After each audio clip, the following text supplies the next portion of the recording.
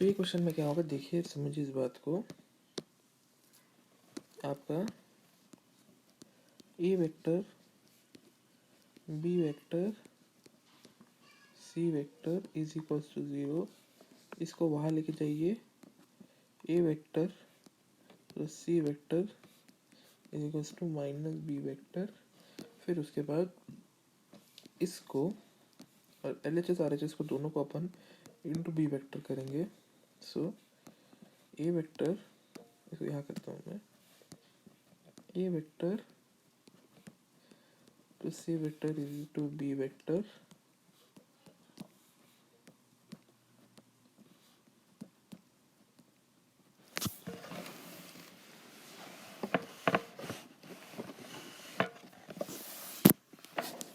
फिर उसके बाद क्या होता है, देखिए A vector into B vector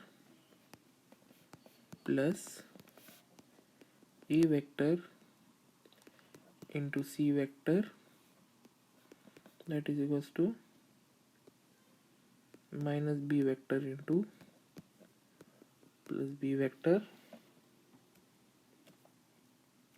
that is equals to 0, that is equals to 0। So ये क्या इक्वल टू रहेगा, अपोजिट है ना, अपोजिट डायरेक्शन के वेक्टर से, ये 0 हो जाएगा। सो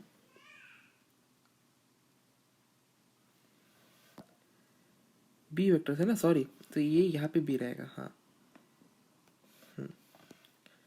सो ये उधर चला जाएगा। So A vector into B vector is equals to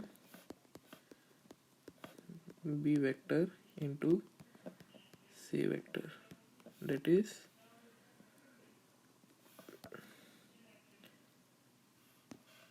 A part. Question number 66. Consider a force of a vector f is equals to I cap plus j cap plus k cap. Another vector perpendicular to f is. Another vector perpendicular to f is. Okay.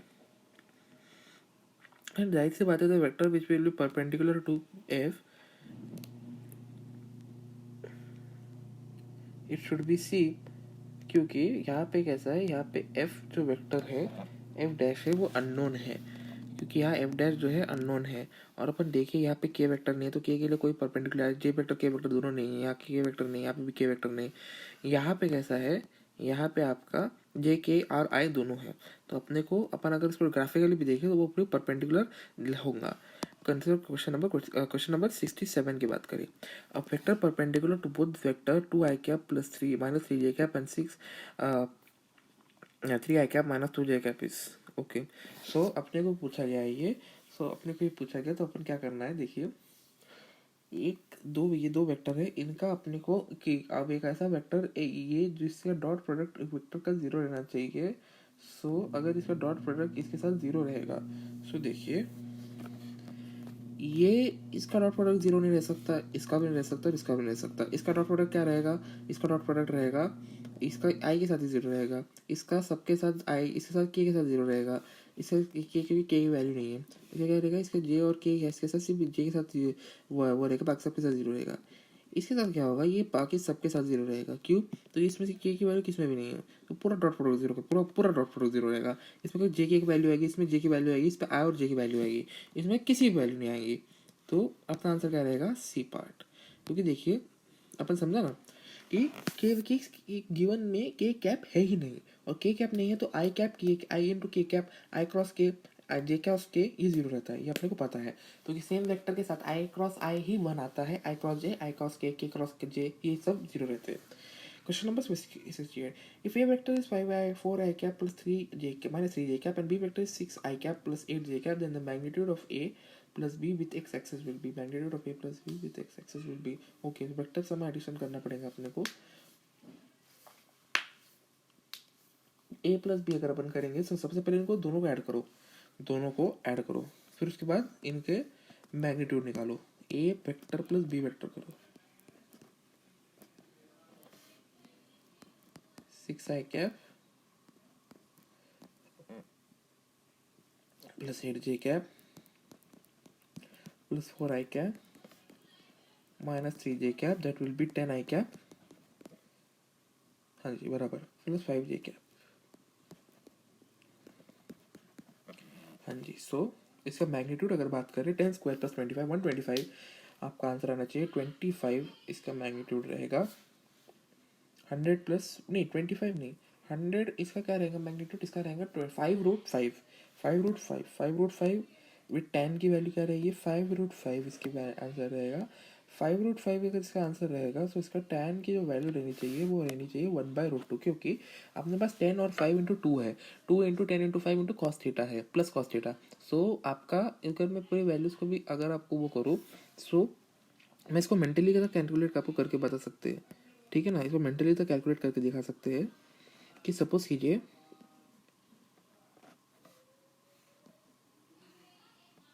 2 cos θ into 10 × 5 that is 50, that is equal to resultant क्या आ रहा है 5√5, that is cos θ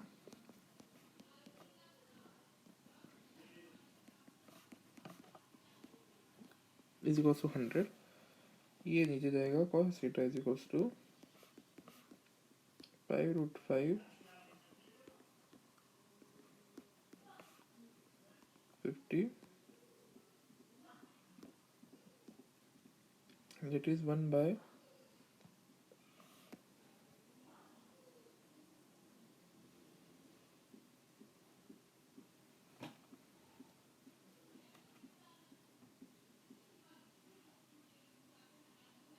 नहीं एक second, इसको ये method से नहीं कर सकते अपन। अपने को tan थीटा चाहिए ना, तो cos थीटा कैसे कर रहे हैं अपन? tan थीटा चाहिए तो cos थीटा कैसे कर रहे हैं? tan थीटा चाहिए तो cos थीटा नहीं कर सकते, tan थीटा ही करना पड़ेगा। tan theta is equal to y/x, that is 5/10। ज़्यादा दिमाग नहीं लगाना है, गलती ये हो गई थी अपने से। हेंस ये भी आंसर करेक्ट रहेगा। Question number 69। If A is equals to 4 I cap minus 3 j cap and B is equals to 6 I cap plus 8 j cap, then the magnitude in the direction of 8 of A and B with the x axis will be। अच्छा, अरे ये तो अपने करा ना, ये तो अरे रिपीट हो गया, sorry. 69 force effects on the body of mass m, the acceleration produced of the body is A, okay। 3 equal forces F1 F2 F3 are acting on the same body, okay। so the acceleration produced by it, okay। ये प्रश्न है अपना। सो अगर अपन देखें, सो अगर 90 degree में act कर रहा है, परपेंडिकुलर है, सो F1 और F2 परपेंडिकुलर ईच अदर से, और ये एक 135 डिग्री पे जेड एक्सिस में।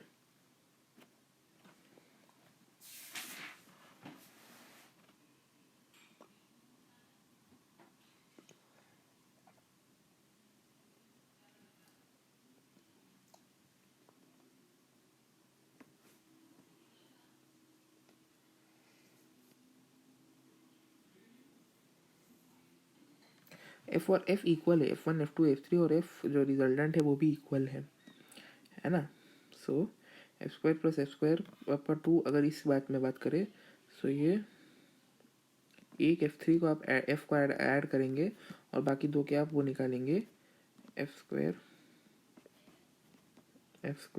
That is equals to F is equals to F। एक का आप बाहर रखेंगे और बाकी दो को आप उसका रिजल्टेंट निकालेंगे।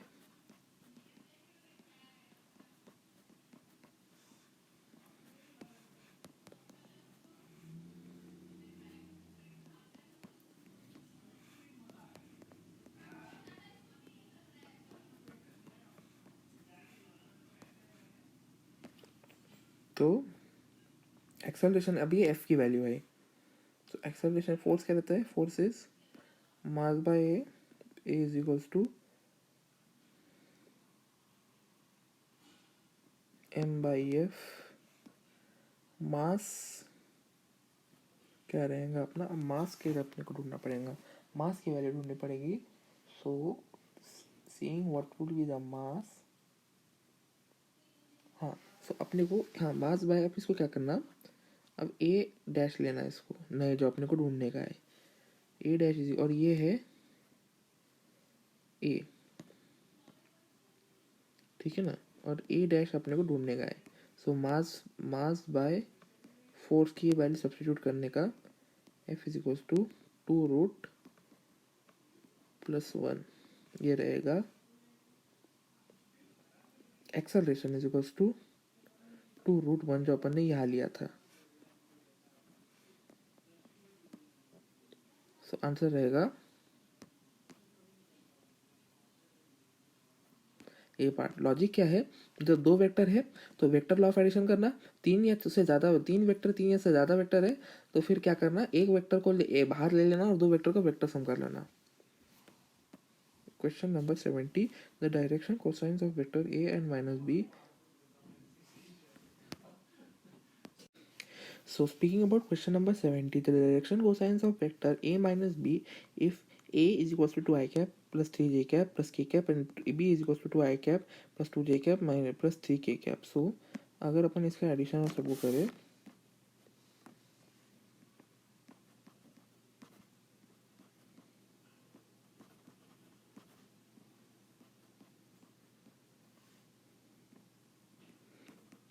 अपन इसका सब्ट्रैक्शन करते हैं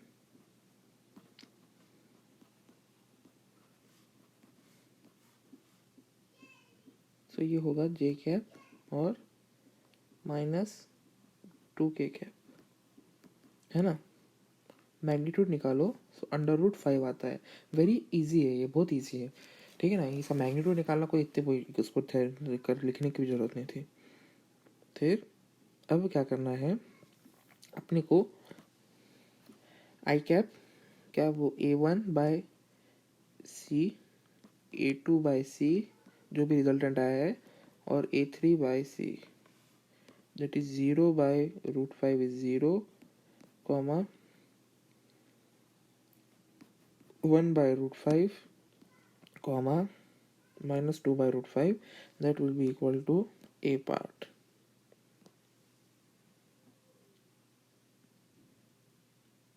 ठीक है।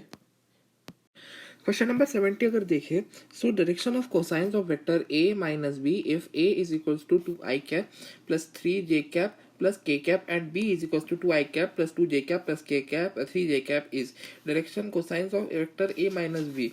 तो अपने को क्या करना पड़ेगा, इसमें magnitude of vector a minus B निकालना पड़ेगा divided by direction cosines of, direction क्या इनका वो निकालना पड़ेगा। इसमें से देखते हैं इनका वेक्टर क्या मैग्नीट्यूड क्या आएगा। सबसे पहले इनको माइनस करके इनका मैग्नीट्यूड निकालना पड़ेगा, समझे ना। तो अपन क्या करेंगे, एक सेकंड रुको, ये क्वेश्चन नहीं कराया ना अपन ने, अच्छा ये करा है, ओके हाँ ये करा है अपन ने। क्वेश्चन 71 पे अपन, हाँ, two vectors having equal magnitudes A and R making angle theta with each other, the magnitude direction and direction of the resultant is respectively. Okay, so वो वेक्टर है आपके पास, क्वेश्चन नंबर 71। सो अगर आपके पास दो वेक्टर है इस प्रकार से,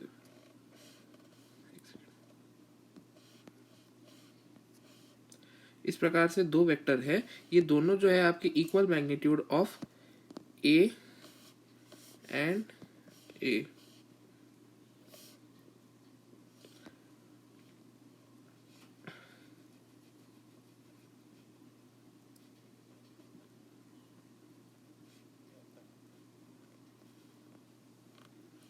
इस प्रकार से, ठीक है ना जी।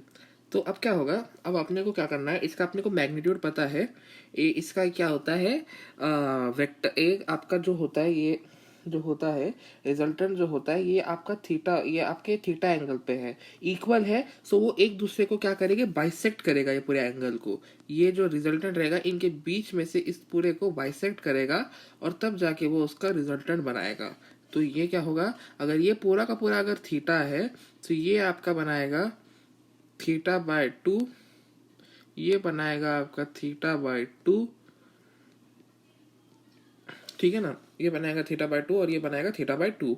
अब अपने को पता है 2a cos, अपने को पता है कि अपने ये क्या कहते हैं,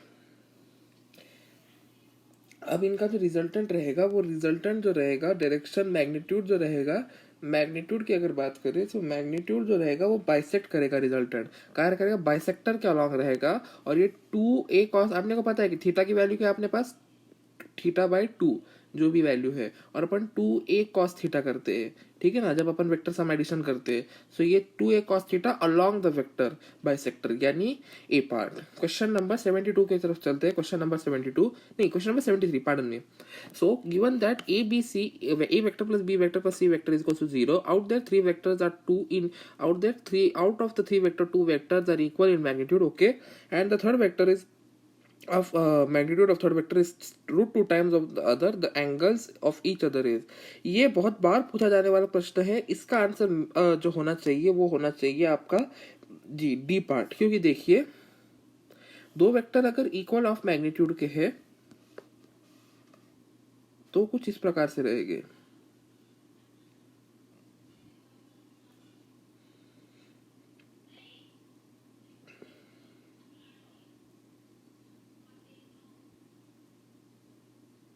ठीक है ना, ये 90 डिग्री बनाएगा यहाँ पे।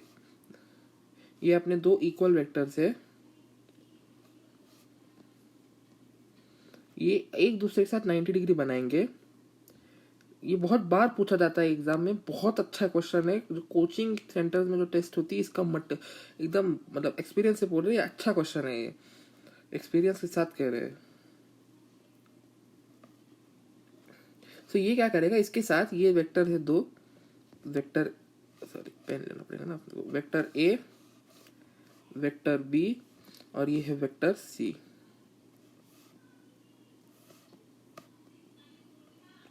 सो अगर अपन इसको देखें 90, अगर ये 90 रहेगा ये बन जाएगा आपका 45, ये बन जाएगा आपका 45 because this is an isosceles triangle. इसको वेक्टर को आप आइसोसेलेस ट्रायंगल के फॉर्म में देखिए, ठीक है ना जी। टेल हेड हेड हेड, दूसरा कलर लेते हैं, टेल, ये है हेड, यह है इनका हेड, यह है इसका हेड। हाँ जी। सो अपन ने दो वेक्टर को इस प्रकार से ज्वाइन किया है, उनका वेक्टर टेल टेल मैच हो रहे हैं, दो वेक्टर ए और बी इक्वल है, तो ये 45 आइसोसेलेस ट्रायंगल बनाएंगे 45 45 वाले। हमेशा याद रखिए आइसोसेलेस ट्रायंगल में 45 45 डिग्री वाला एंगल रहता है। तो अगर अपन इसको बिटवीन बी और सी को एक्सटेंड करेंगे, अपन यहाँ पे क्या करेंगे, इसको एक्सटेंड करेंगे इस लाइन सेगमेंट पे 180 माइनस 45 अगर आप करेंगे सो वो आएगा आपका 135 डिग्री। ये अगर आप इसकी बात करें ये आएगा आपका 135 डिग्री। सिमिलरली अगर आप इसको ऐसा कर लेता हूं, यहां अगर आप एक्सटेंड करेंगे तो फिर ये जो एंगल है आपका ये भी आना चाहिए 135 डिग्री, ठीक है ना, 180 माइनस 45 इस हिसाब से। सो अगर आप रिस्पेक्टिवली बात करें सो 90 डिग्री बिटवीन ए और बी, ये दो वेक्टर हमारी इक्वल है। ए और बी और सी के बीच में आपका 135 और ए और सी के बीच में 135, तो answer will be D part. ये बहुत बच्चे इस आंसर की तरफ भी जाएंगे, पर आपने उस स्टेप 1 स्टेप पीछे आगे आना है और उसको माइनस करना है 180 में से। Okay, two vectors of A and B such that A vector plus B vector is equal to C and A square plus B square is equal to C. The angle between A and B, the correct state is, so अपने को क्या दिया हुआ है, अपने को 2AB की value ऐसी लगेगी cos थीटा cos 90 अगर अपन करेंगे, हाँ इसके लिए cos 90 करना पड़ेगा, 74 का डी पार्ट रहेगा। तो ये देखो cos 90 जीरो रहता है, 2a b cos थीटा जो वैल्यू रहेगी वो जीरो हो जाएगी। तो इवेंचुअली आपके पास आपके पास c is equal to under root A square plus B square रहेगा।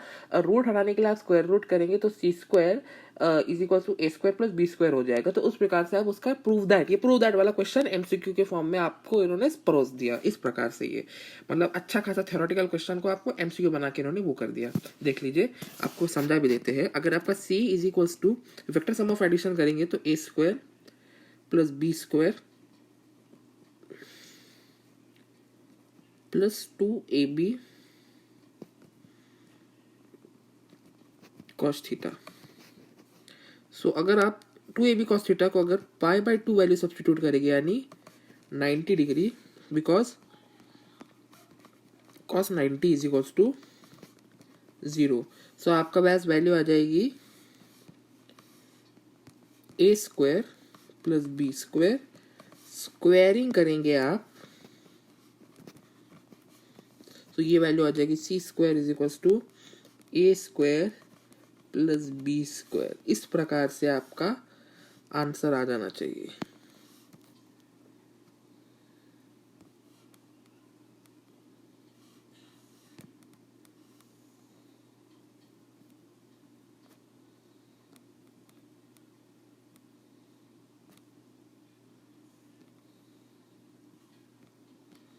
ठीक है ना।